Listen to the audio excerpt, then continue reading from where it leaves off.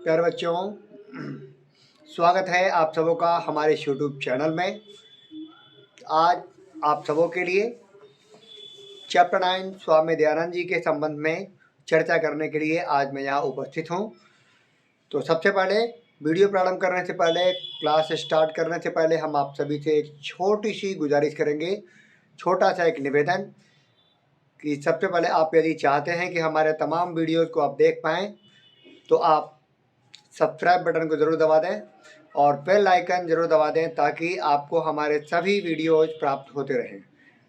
और बेहतर होगा यदि आप अपनी कृपा हम पर बनाए रखें, प्यार अपना बरसाए रखें, तो इस वीडियो को मैक्सिमम अधिक से अधिक जो भी क्लास 10 के बच्चे हैं उन सब तक प्रेषित करने की कोशिश करें।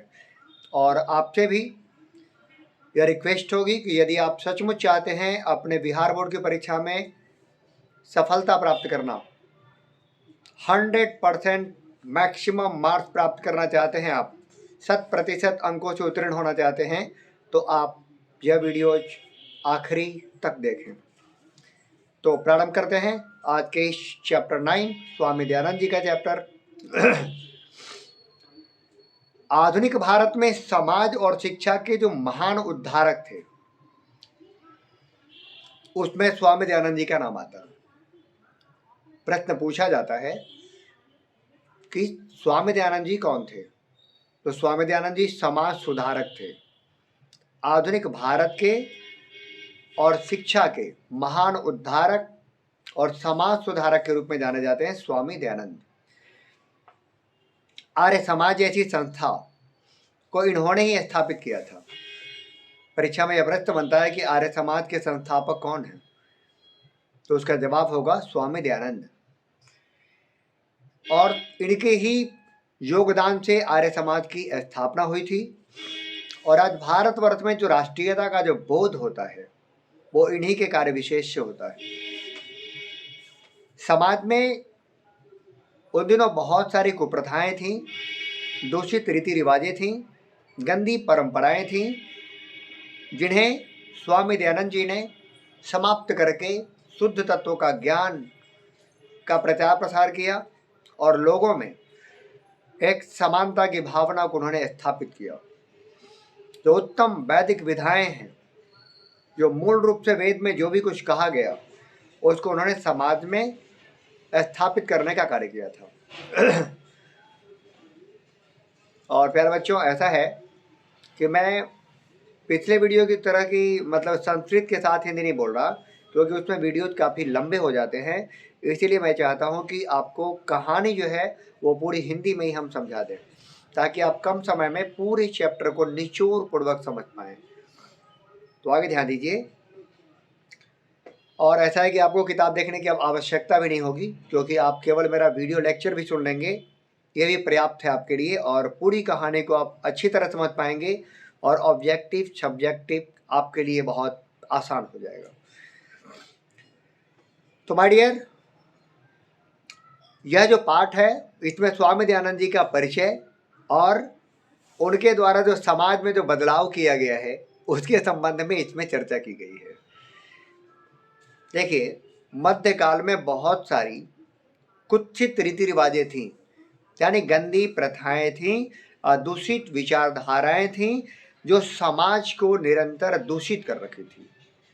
एक बार फिर से सुने। मध्यकाल में भारतीय समाज को बहुत सारी कुत्सित रीतियां, गंदी रीति रिवाजें भारतीय समाज को पूरी तरह से प्रदूषित कर रखी थी। अब आप कहेंगे कि ऐसी क्या समस्याएं थीं जो भारतीय समाज को दूषित कर रखी थीं? आपके मन में सवाल उठ रहा होगा, या आखिर ऐसा क्या था जो पूरे भारतीय समाज को दूषित कर रखा था? तो ध्यान दीजिए, उन दिनों जातिवादी विषमताएं थीं। जातिवादी विषमताएं थीं।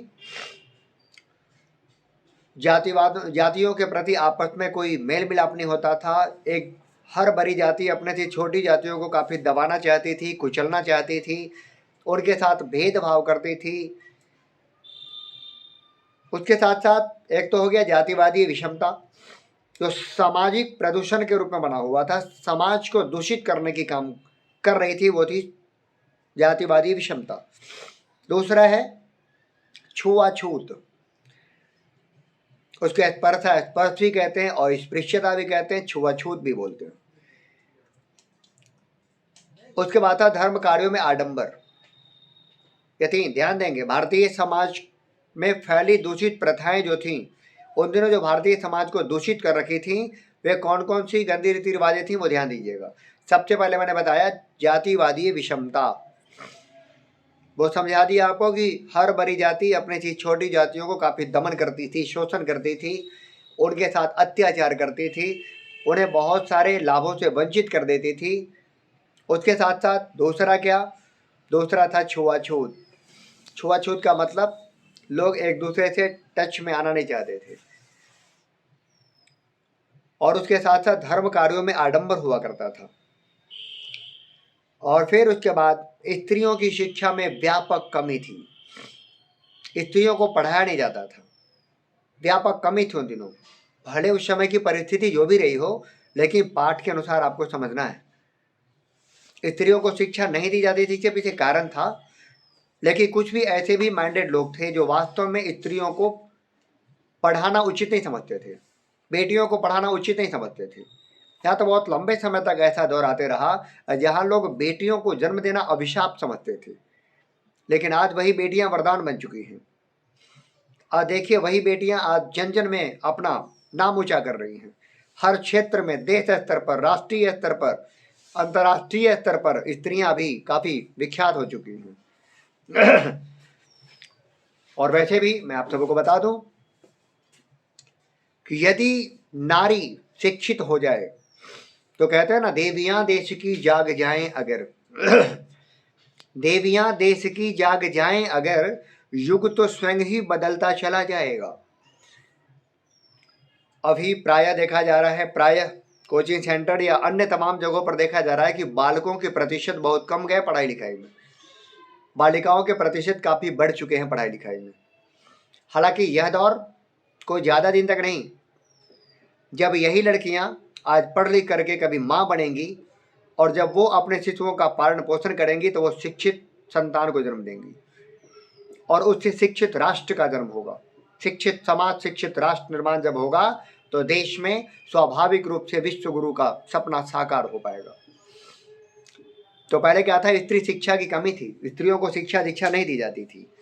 इसके साथ साथ विधवाओं के साथ बहुत निंदनीय स्थिति थी और फिर उनके साथ अमानवीय व्यवहार किए जाते थे। शिक्षा की बड़ी कमी थी, दूर दूर पे विद्यालय थे। ये सारे के सारे दोष विराजमान थे। एक बार फिर से मैं वर्णन करना चाहूँगा कि कौन कौन से प्राचीन समाज में दोष थे जो समाज को दूषित कर रहे थे। मैं बार बार रिपीट कर रहा हूँ क्योंकि जब बोर्ड परीक्षा में पूछे जाते हैं तो स्त्री, हाँ पहले सुनेंगे, जातिवादी विषमता, छुआछूत, धर्म कार्यों में आडंबर, स्त्रियों की शिक्षा में कमी, विधवाओं के साथ निंदनीय व्यवहार और शिक्षा की कमी, ये सभी दोष प्राचीन समाज को दूषित कर रखे थे। और इस वजह से क्या हुआ कि हिंदू समाज इतना ज़्यादा कठोर बन चुका था उन दिनों, इनके नियम इतने ज़्यादा कठिन बन चुके थे और यहाँ पर जो भी नीची जाति के लोग थे अब वे सब बड़े अपने आप को शोषित वंचित माना करते थे। इस वजह से अनेक दलित हिंदुओं ने क्या किया कि हिंदू धर्म का परित्याग कर दिया और परित्याग करके ये दूसरे धर्म में धर्म परिवर्तन कर लिया। कारण था कि यहाँ पर उनके साथ भेदभाव किया जाता था, अमानवीय व्यवहार किया जाता था, छुआछूत के वो लोग शिकार हो चुके थे, जातिवादी विषमताओं से वो सब परेशान हो चुके थे। इस वजह से मजबूरन उन सबों ने क्या किया, धर्मांतरण कर लिया, दूसरे धर्म को उन्होंने स्वीकार कर लिया। बताते हैं कि ऐसे ही विषम परिस्थिति के समय में उस देश का ये बहुत बुरा दौर चल रहा था, बहुत विषम परिस्थितियों का दौर था और 19वीं शताब्दी में कुछ धर्मोद्धारक का जन्म हुआ, देश में प्रादुर्भाव हुआ, कुछ सत्यान्वेषी भारत में प्रकट हुए जो समाज की विषमताओं को दूर करने में अपना लक्ष्य हासिल किए। भारत देश में ऐसे समाज सुधारक, ऐसे धर्मोद्धारक, ऐसे सत्यान्वेषी, सत्य की खोज करने वाले का प्रादुर्भाव हुआ था। उन सबों में निश्चय ही स्वामी विवेकानंद जी का भी नहीं, स्वामी दयानंद जी के बारे में चर्चा हो रही है, स्वामी विवेकानंद जी नहीं। तो उन सबों में निश्चय ही स्वामी दयानंद जी का जो विचार था वो बड़ा ही व्यापक था, बहुत व्यापक विचार था। और शिखर, जो पर्वत शिखर होता है बहुत ऊंची चोटी, उसके समान उनका संकल्प भी काफी दृढ़ था, काफी मजबूत था, पक्का इरादा, बुलंद इरादा था उनका। समाज को बदलने के प्रति वो काफी ज्यादा प्रतिबद्ध थे, संकल्पित हो चुके थे। तो आइए जानते हैं स्वामी दयानंद जी के बारे में। स्वामी दयानंद जी का जन्म गुजरात राज्य के टंकारा नामक गांव में हुआ था, 1824 ईस्वी में हुआ था। इनका बचपन का नाम था मूल शंकर। ध्यान देंगे, परीक्षा में पूछता है स्वामी दयानंद जी के बचपन का नाम क्या था। आप कमेंट बॉक्स में लिखकर बताएंगे। आज आपके लिए प्रश्न दे रहा हूं, आप कमेंट बॉक्स में लिख के बताएंगे स्वामी दयानंद जी के बचपन का नाम क्या था, उनका जन्म कब हुआ था, कहाँ हुआ था। आपसे मैं चाहूंगा कि आप कमेंट बॉक्स में लिखकर जरूर बताएंगे। तो संस्कृत शिक्षा के द्वारा इनका अध्ययन प्रारंभ हुआ था। ये बचपन से ही संस्कृत शिक्षा से ही रूबरू थे। कर्मकांडीय परिवार में इनका जन्म हुआ था, इनके ब्राह्मण परिवार में इनका जन्म हुआ था, वहाँ पूजा पाठ की व्यवस्था थी। तो कर्मकांडीय परिवार में ये जन्म लिए थे और इनका जो पूरा परिवार था वो शैव था। प्यारे बच्चों, शैव कहते हैं उसे जो भगवान शिव का भक्त हो। जो परिवार विष्णु भगवान का भक्त होता है उसे कहते हैं वैष्णव, और जो भगवान शिव का भक्त होता है उसे कहते हैं शैव, और जो दुर्गा मैया का भक्त होता है उसे कहते हैं शाक्त। ध्यान देंगे, तो इनका पूरा का पूरा जो परिवार था वो शैव था, भगवान शिव का उपासक था। एक दिन की घटना है, वो सुन लीजिए कहानी। परीक्षा में पूछता भी है कि स्वामी दयानंद जी को मूर्ति पूजा के प्रति अनासक्ति क्यों हो गई, या मूर्ति पूजा के वो विरोधी क्यों हो गए, या फिर ऐसा पूछा जाता है कि मूर्ति पूजा के प्रति उनकी अनास्था कैसे उत्पन्न हो गई। तमाम सवाल इससे जुड़े हुए पूछे जाते हैं। तो ध्यान देंगे, इनका परिवार शिव का उपासक था, ये भगवान शिव के अनन्य उपासक थे। इनके माता पिता भी। एक दिन की बात है कि इनके परिवार में शिवरात्रि पर्व का जागरण किया गया था, और शिवरात्रि पर्व का जागरण जो किया गया था, तो रात्रि जागरण के समय में मूल शंकर जी के द्वारा देखा गया कि भगवान शिव का जो लिंग था, शिवलिंग, उस पर प्रसाद चढ़ा हुआ था और बहुत सारे चूहे उस पर चढ़ करके प्रसाद को खा रहे थे। ध्यान दें कहानी को। शिवरात्रि महापर्व के दिन इनके पूरे परिवार ने जागरण किया था, रात्रि जागरण, और स्वामी दयानंद जी भी रात्रि जागरण किए थे। तो रात्रि जागरण के समय में उन्होंने क्या देखा, जो पूजा कक्ष था या समझिए मंदिर में जहाँ वो जागरण किए होंगे, उन्होंने क्या देखा कि शिवलिंग है और शिवलिंग के ऊपर प्रसाद चढ़ा हुआ है, या शिवलिंग के पास प्रसाद चढ़ा हुआ है और उस पर बहुत सारे चूहे आकर के कुतर कुतर के खा रहे हैं। अब इनके मन में बड़ी शंका उत्पन्न हुई कि कैसा शिवलिंग है, ये कैसे भगवान है जो अपनी रक्षा खुद नहीं कर सकता, इनके पास चूहा आकर के इनका सारा भोजन खुद ही गड़क जाता है। तो फिर आखिर ये शिव, ये मूर्ति जो अपनी रक्षा एक चूहा से नहीं कर सकता, वो भले हमारी रक्षा क्या कर सकता है। उन्हें आश्चर्य हुआ, संदेह हुआ, उनको लगा कि नहीं ये झूठा है, इस मूर्ति में भगवान नहीं। और उनको लगा ऐसा कि मूर्ति में भगवान नहीं है, और उसके बाद उन्होंने क्या किया कि रात्रि जागरण को छोड़ दिया और छोड़ करके ये अपने विश्राम गृह में चले गए, आराम करने के लिए चले गए अपने घर में। उसके बाद से ही इनके मन में मूर्ति पूजा के प्रति अनास्था उत्पन्न हो गई। तो आपको ये प्रश्न का भी उत्तर समझ में आ गया होगा कि स्वामी दयानंद जी मूर्ति पूजा के विरोधी क्यों थे, या वो मूर्ति पूजा के प्रति उनमें कोई श्रद्धा नहीं थी, इसलिए। ये कहानी से जुड़ी हुई घटना। तो आप ये इसका वर्णन करेंगे। अब देखिए क्या है कि उसके 2 ही वर्ष के बाद उनकी एक प्यारी सी बहन थी, उनकी मृत्यु हो गई। 2 वर्ष बाद इनकी प्रिय बहन की मृत्यु हो जाती है, और बहन की मृत्यु के पश्चात होता नहीं, कोई चीज़ हमें बहुत प्रिय है, वो यदि हमसे जुदा हो जाए, हमसे खो जाए, गायब हो जाए, तो फिर प्रेम से नफरत हो जाता है, मन में वैराग्य उत्पन्न हो जाता है। वही इनके साथ हुआ। इनके मन में वैराग्य उत्पन्न हो गया। वैराग्य का मतलब होता है प्रेम का अभाव। वैराग्य उत्पन्न हो गया और उसके बाद ये घर को छोड़ दिए और घर को छोड़ करके विभिन्न विद्वानों के साथ, सज्जनों के साथ, साधुजनों के साथ घूमते हुए ये मथुरा के एक अंधे विद्वान के पास पहुंचे। उनका नाम था विरजानंद। ध्यान देंगे, पूछा जाता है कि स्वामी दयानंद जी के गुरु का क्या नाम था। उनके गुरु थे विरजानंद और वो आंखों से अंधे थे और वे मथुरा के थे। उनके कहा जाता है उन्हें प्रज्ञा चक्षुष, अंधे विद्वान। उनके पास ये पहुंचे। जब ये उनका दरवाजा खटखटाया तो गुरुजी ने पूछा कौन? तो इन्होंने कहा कि मैं यही जानने आया हूं कि मैं हूं कौन। मैं यही जानने के लिए आया हूं कि मैं कौन हूं। गुरुजी आप मुझे बता दीजिए मैं कौन हूं। और फिर उसके बाद उनसे उन्होंने बहुत सारे वैदिक ग्रंथों का अध्ययन किया था। मथुरा के विरजानंद जी से उन्होंने बहुत सारे वैदिक ग्रंथों का अध्ययन किया था और विरजानंद के उपदेश से इन्होंने वैदिक धर्म के प्रचार प्रसार में अपनी पूरी जिंदगी इन्होंने खपा दी, पूरी जिंदगी इन्होंने समर्पित कर दी। यहीं तहीं धर्म के आडंबरों का इन्होंने खंडन भी किया, बहुत सारे पंडितों को इन्होंने परास्त भी किया। अपने मतों से उन सबों को उन्होंने दीक्षित किया, सबको अपना शिष्य बना लिया स्वामी दयानंद जी ने।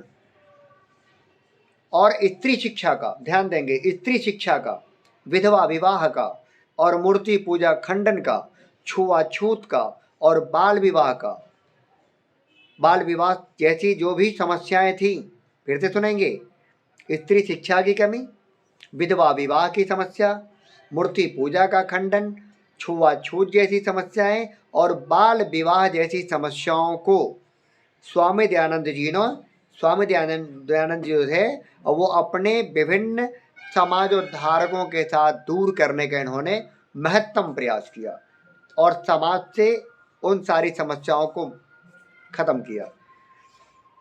और इन्होंने अपने संकलन को, अपने सिद्धांतों का इन्होंने संकलन किया। इनके जो विचार थे, जो सिद्धांत थे, उन्हें संकलित करके इन्होंने एक पुस्तक लिखा।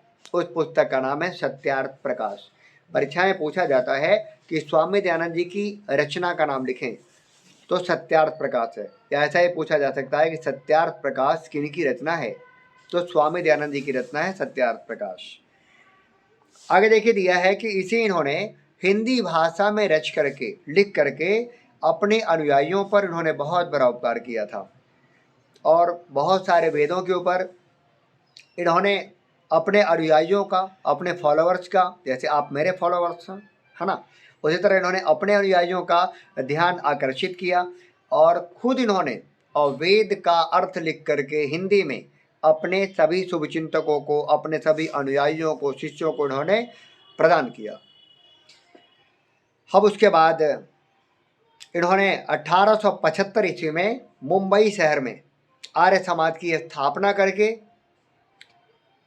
समाज को एक उद्देश्य प्रकट किया और आर्य समाज के माध्यम से समाज में इन्होंने एक नई क्रांति लाई। तो ध्यान रखेंगे, आर्य समाज की स्थापना 1875 ईस्वी में मुंबई शहर में आर्य समाज जी के द्वारा स्थापित किया गया था। इस बात को एकदम ध्यान रखेंगे, भूलेंगे नहीं। मेरा अगला प्रश्न ये भी आपसे है कि आर्य समाज की स्थापना कब हुई थी, कहाँ हुई थी और कौन है उसके संस्थापक।